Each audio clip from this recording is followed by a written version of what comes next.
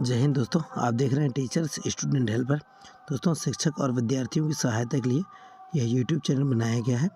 जैसा कि आज के इस वीडियो में हम आपको बताने वाले हैं, एडगेट अभ्यास पुस्तिका के अंतर्गत कक्षा 5वीं में पाठ 3 ईश्वर चंद्र विद्यासागर के पेज नंबर 06 से 08 तक के प्रश्नों के उत्तर। तो चलिए शुरू करते हैं। इसमें सबसे पहले हमें अपने पुस्तक को ओपन करना है, जिसमें पाठ 3 ईश्वर चंद्र विद्यासागर लिखा हुआ है, जिसमें आपको इस प्रकार से प्रश्न दिए गए हैं और इसके उत्तर आपको स्क्रीन पर दिखाई दे रहे हैं। तो चलिए देखते हैं। सबसे पहला प्रश्न है, ईश्वर चंद्र के पिताजी ने जीविका के लिए क्या किया। तो चलिए इसका उत्तर देखते हैं। इससे हम अपने पाठ्यपुस्तक के 11वें पृष्ठ के अनुच्छेद नंबर 1 से ले सकते हैं। तो इसका उत्तर देखते हैं क्या है।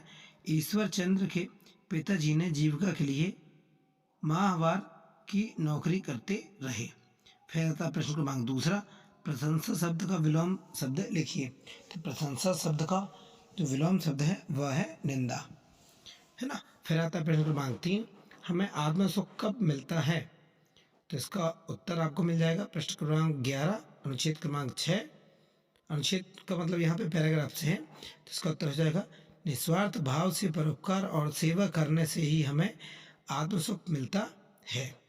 इसके बाद फिर लघुत्तरीय प्रश्न आता है। 3 से 4 पंक्तियों में इसका उत्तर लिखना है, जिसमें प्रश्न क्रमांक चौथा है, निम्नलिखित शब्दों के पर्यायवाची शब्द लिखना है। तो देखेंगे यहाँ पे पुस्तक दिया गया है। तो पुस्तक का जो पर्यायवाची शब्द है वह है किताब, बही व पोथी। पोथी पुराण जिसे कहा जाता है वही पोथी। फिर आता है प्रश्न क्रमांक दूसरा, पत्थर। पत्थर शब्द का जो पर्यायवाची शब्द बहुत सारे हैं, वाहन, शिला, पाषाण और उपल। फिर आता है तीसरा, रात का, रात्रि, निशा, रैन। इस प्रकार से यह हमारे सभी पर्यायवाची शब्दों के उत्तर हो गए।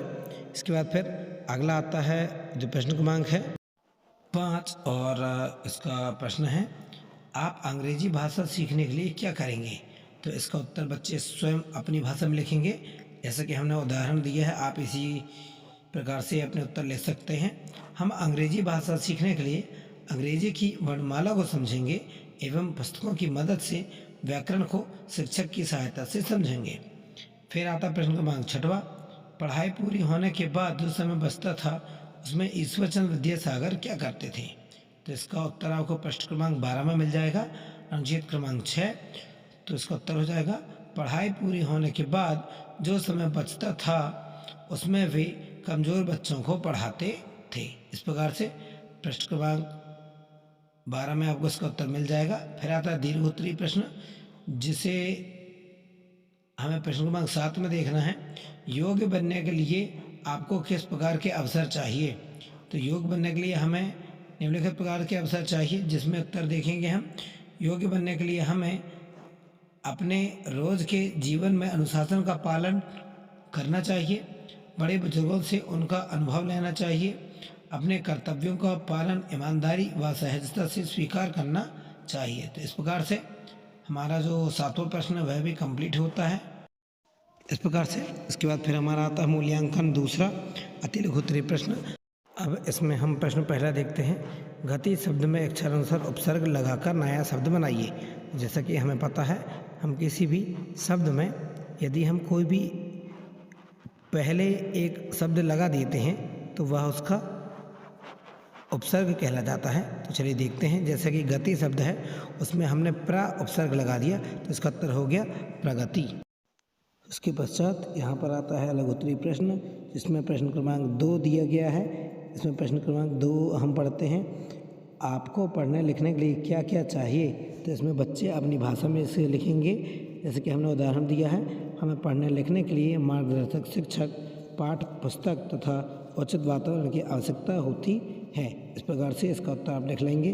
फिर आता है दीर्घोत्तरीय प्रश्न, जिसमें प्रश्न क्रमांक 3 आता है। इसमें प्रश्न दिया गया है, हम दूसरों की मदद किस प्रकार से कर सकते हैं। तो जो पृष्ठ क्रमांक 12 में संपूर्ण अध्याय दिया गया है, उसको पढ़ने के बाद हम इसका उत्तर लिखेंगे। जैसे कि हमने उदाहरण दिया है, यहाँ पे लिखा है, हम दूसरों की मदद कई प्रकार से कर सकते हैं। पुरानी पुस्तकों को बच्चों को देकर, चोटिल व्यक्ति को हॉस्पिटल पहुंचाकर, ज़रूरतमंद की किसी भी प्रकार की मदद करके हम दूसरों की सहायता कर सकते हैं। तो दोस्तों इस प्रकार से आज का यह लेसन यहीं पे समाप्त होता है। उम्मीद करता हूँ वीडियो पसंद आया होगा। दोस्तों अभी आप देख रहे थे टीचर्स स्टूडेंट हेल्पर। इसी प्रकार की एनिमेटेड 3D वीडियो देखने के लिए आप हमारे चैनल को सब्सक्राइब करें, वीडियो को लाइक करें। आज के लिए इतना ही। जय हिंद, जय भारत। किशोरावस्था संबंधित समस्याओं के परामर्श हेतु समर्पित उमंग किशोर हेल्पलाइन के टोल फ्री नंबर 144225 पर